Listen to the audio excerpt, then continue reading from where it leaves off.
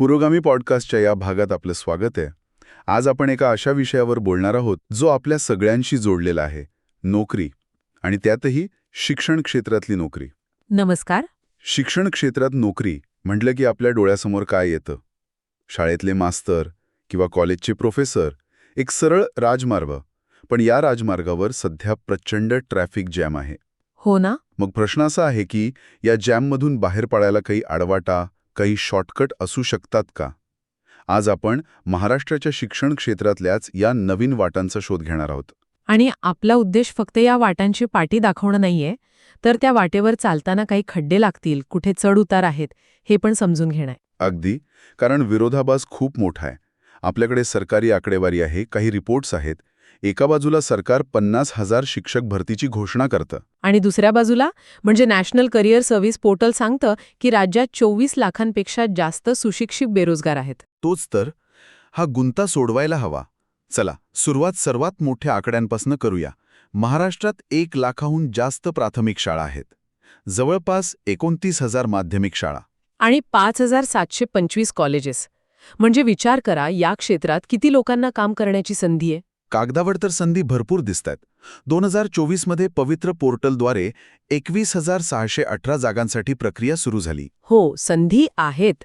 पण सगळ्यांना वाटतं की त्या एकाच दरवाजामागे आहेत, सरकारी शिक्षकाच्या नोकरीच्या. आणि त्या दरवाजाची किल्ली म्हणजे पवित्र पोर्टल. पवित्र पोर्टल हा खरं तर एक चांगला प्रयत्न आहे, नाही का? म्हणजे स्थानिक पातळीवरची वशिलेबाजी आणि भ्रष्टाचार थांबवण्यासाठी. नक्कीच. ही एक केंद्रीकृत प्रक्रिया आहे. तुम्ही शिक्षक अभियोग्यता व बुद्धिमत्ता चाचणी म्हणजे टाईट परीक्षा पास व्हा आणि गुणवत्तेवर नोकरी मिळवा. सगळं पारदर्शक. हे ऐकायला तर खूपच आदर्श वाटतं. मग अडचण कुठे आहे? जर प्रक्रिया इतकी सरळ आहे तर मग इंजिनियर झालेले तरुण शिपाई पदासाठी अर्ज का करतात? तुम्ही बरोबर मुद्दा पकडलाय. इथेच खरी मेख आहे. याला मी वेटिंग रूम इफेक्ट म्हणते. वेटिंग रूम इफेक्ट म्हणजे असं की तुम्ही TAIT परीक्षा उत्तम मार्कांनी पास झाला आहात, पण तुम्ही नोकरीच्या विमानात बसलेले नाहीत, तर वेटिंग रूममध्ये अडकलेले आहात. अच्छा. तुमची फ्लाईट कधी टेक ऑफ होईल हे निश्चित नसतं. याचं मुख्य कारण आहे प्रशासकीय चक्र. प्रशासकीय चक्र. हे जरा सोपं करून सांगाल का? सांगते. हे बघा, प्रत्येक शाळेत आणि जिल्ह्यात आरक्षणाचं एक रोस्टर असतं. त्याला बिंदू नामावली म्हणतात. ही बिंदू नामावली फायनल व्हायला अनेक विभागांकडून मंजुरी लागते. ओके. कधी कोर्टात एखादं प्रकरण अडकतं, कधी अधिकाऱ्यांची बदली होते. या सगळ्या चक्रात 6 महिने ते 2 वर्ष कुठे जातात कळत नाही. उमेदवार परीक्षा पास होऊनही घरी बसलेला असतो. म्हणजे हा सगळा संयमाचा खेळ आहे. आणि समजा 2 वर्षांनी नियुक्ती मिळालीच तरी लगेच अच्छे दिन सुरू होत नाहीत, असंही मी ऐकलंय. शिक्षक सेवक योजना? अगदी. नियुक्ती झाल्यावर सुरुवातीची 3 वर्ष तुम्हाला शिक्षण सेवक म्हणून काम करावं लागतं, जिथे मानधन पूर्ण पगाराच्या तुलनेत खूपच कमी असतं. किती कमी? साधारण अंदाज? समजा पूर्ण पगार 40,000 असेल तर मानधन कदाचित 16,000 रुपये असेल. म्हणजे आर्थिक नियोजन खूप काळजीपूर्वक करावं लागतं. त्यामुळे हा राजमार्ग आहे, पण खूप खडतर आहे. म्हणजे पारंपरिक शिक्षकाची वाट पाहणं हे धीराचं काम आहे. पण गंमत म्हणजे शिक्षण क्षेत्रातली एक मोठी संधी आता शिक्षकांसाठी नाही तर टेकीजसाठी आहे, असं आमच्या सोर्समध्ये म्हटलंय. हो. ज्यांच्याकडे BEd नाही पण डेटा आणि टेक्नॉलॉजीची जाण आहे, त्यांच्यासाठी सरकार विद्या समीक्षा केंद्राच्या VSKच्या रूपाने एक मागचा दरवाजा उघडत आहे. ही काय भानगड आहे? ही एक पूर्णपणे नवीन आणि अनपेक्षित वाट आहे. राष्ट्रीय शैक्षणिक धोरण 2020 अंतर्गत प्रत्येक राज्यात एक डेटा कमांड सेंटर उभारलं जात आहे. Data command centre? हो, यालाच विद्या समीक्षा केंद्र म्हणतात. याचं काम पारंपरिक शिक्षणासारखं नाहीये. हे केंद्र म्हणजे शिक्षण विभागाचं ब्रेन आहे. ब्रेन? म्हणजे नेमकं काय? म्हणजे लाखो विद्यार्थ्यांची उपस्थिती, त्यांची शैक्षणिक प्रगती, सरकारी योजनांचा पैसा कुठे जातोय, कसा वापरला जातोय, या सगळ्याचा रिअल टाईम डेटा इथे गोळा होतो आणि त्याचं विश्लेषण केलं जातं. थांबा, म्हणजे हे एखाद्या मोठ्या कॉर्पोरेट कंपनीच्या डेटा ॲनालिटिक्स टीमसारखं झालं? एक्झॅक्टली. आणि म्हणूनच इथे शिक्षकांची नाही तर डेटा ॲनालिस्ट आणि टेक्निकल कोऑर्डिनेटरची गरज आहे. अरे वा. ज्या तरुणांची IT किंवा इंजिनिअरिंगची पार्श्वभूमी आहे, ज्यांना डेटासोबत खेळायला आवडतं, त्यांच्यासाठी सरकारी शिक्षण व्यवस्थेत प्रवेश करण्याची ही एक सुवर्ण संधी आहे. BEd किंवा DEdची गरजच नाही. वा, हे खरंच अनपेक्षित आहे.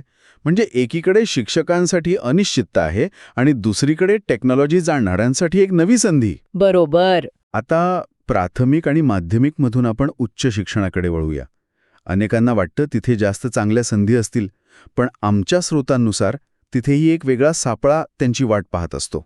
हो, आणि त्या सापळ्याचं नाव आहे CHB म्हणजे क्लॉक आवर बेसिस. मी याला उच्च शिक्षित बेरोजगारांसाठीचा एक मायाजाल म्हणते. मायाजाल. हो, कारण आकडे बघा.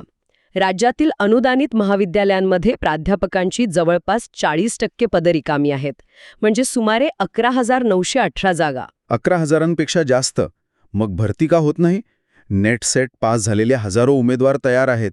मग अडचण कुठे आहे? अडचण पुन्हा तीच. कायमस्वरूपी भरती प्रक्रिया त्याच प्रशासकीय चक्रात अडकलेली आहे. त्यामुळे कॉलेज एक सोपा मार्ग काढतात. तासिका तत्वावर प्राध्यापकांना कामावर ठेवतात. म्हणजे गिग इकॉनॉमी सारखं झालं हे. दिसायला तसं दिसतं, पण प्रत्यक्षात ते एका अनिश्चित सापळासारखं आहे. कारण या प्राध्यापकांना अनेकदा 6 ते 8 महिने मानधनच मिळत नाही. त्यांचं बिल सरकारी दिरंगाईत अडकून पडतं. निराशाजनक चित्र आहे. पण याच अंधारात प्रोफेसर ऑफ प्रॅक्टिस नावाचा एक आशेचा किरण दिसतोय असं म्हणतात. हो, ही एक खूप क्रांतिकारी योजना आहे, UGCने आणलेली. ही योजना शिक्षण क्षेत्रातील एका मोठ्या भिंतीला तोडण्याचं काम करते. कोणती भिंत? केवळ अकॅडमिक पात्रताच महत्वाची ही भिंत. या योजनेनुसार ज्या व्यावसायिकांना आपापल्या क्षेत्रात 15 वर्षांपेक्षा जास्त प्रत्यक्ष कामाचा अनुभव आहे, म्हणजे इंजिनिअरिंग, मीडिया, कायदा असं काही? अगदी, ते आता PhD किंवा नेटसेट सारखी कोणतीही पात्रता नसताना थेट महाविद्यालये आणि विद्यापीठांमध्ये प्रोफेसर म्हणून शिकू शकतात. थांबा, म्हणजे ज्या व्यक्तीने 15 वर्ष प्रत्यक्ष फील्डवर कोड लिहिलाय पण PhD नाही, ती व्यक्ती आता इंजिनिअरिंगच्या विद्यार्थ्यांना शिकवू शकते? हो, शिकवू शकते. कारण पुस्तकी ज्ञानापेक्षा प्रत्यक्ष अनुभव विद्यार्थ्यांना जास्त शिकवून जातो. निवृत्तीनंतर किंवा करिअर बदलाच्या टप्प्यावर असलेल्या अनेक अनुभवी लोकांसाठी हा एक अत्यंत सन्मानाचा मार्ग आहे. खरंय. म्हणजे सरकारी नोकरी आणि उच्च शिक्षणाच्या अवघड वाट्यांवर जर संधी मर्यादित असतील, तर आता अशा क्षेत्रांबद्दल बोलूया जी स्वतःच एक समांतर अर्थव्यवस्था बनली आहेत. आणि जिथे नियम सरकारचे नाहीत, तर गुणवत्तेचे आणि निकालांचे आहेत. बरोबर. आपण बोलतोय कोचिंग इंडस्ट्रीबद्दल, आणि त्यातही लातूर पॅटर्न. हो, मराठवाड्यातील लातूर, नांदेड आणि विदर्भातील अकोला ही शहरं आता शिक्षणाची पंढरी बनली आहेत. इथे एक संपूर्ण इकोसिस्टम तयार झाली आहे. इथे करिअरचा मार्ग कसा असतो? म्हणजे सुरुवात कुठून होते? सुरुवात होते डाऊट सॉल्व्हरपासून. ही या इंडस्ट्रीची पहिली पायरी आहे. विज्ञान शाखेतील हुशार पदवीधरांना इथे संधी मिळते. त्यांचं काम असतं विद्यार्थ्यांच्या शंकांचं निरसन करणं. पगार कसा असतो या पदासाठी? केलत की तुम्ही विषय शिक्षक बनता.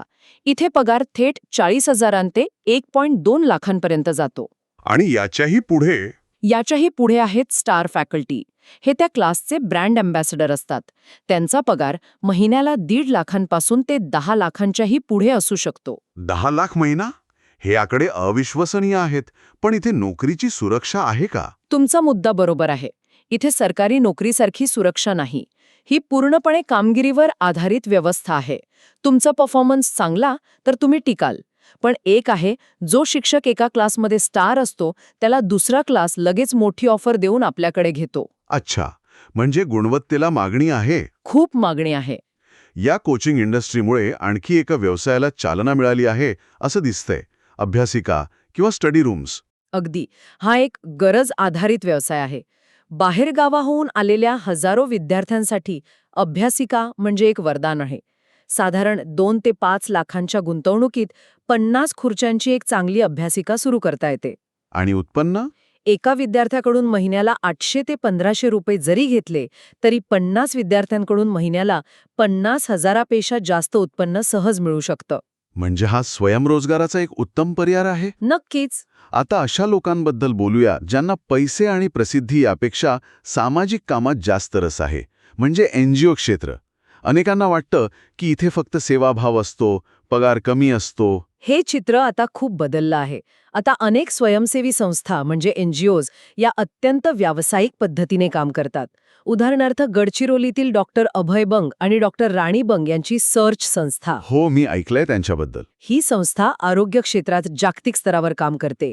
इथे संशोधक, प्रकल्प समन्वयक अशा पदांसाठी चांगला पगार मिळतो, साधारण 35,000 ते 70,000 आणि कामाचं समाधान वेगळंच. ते तर आहेच.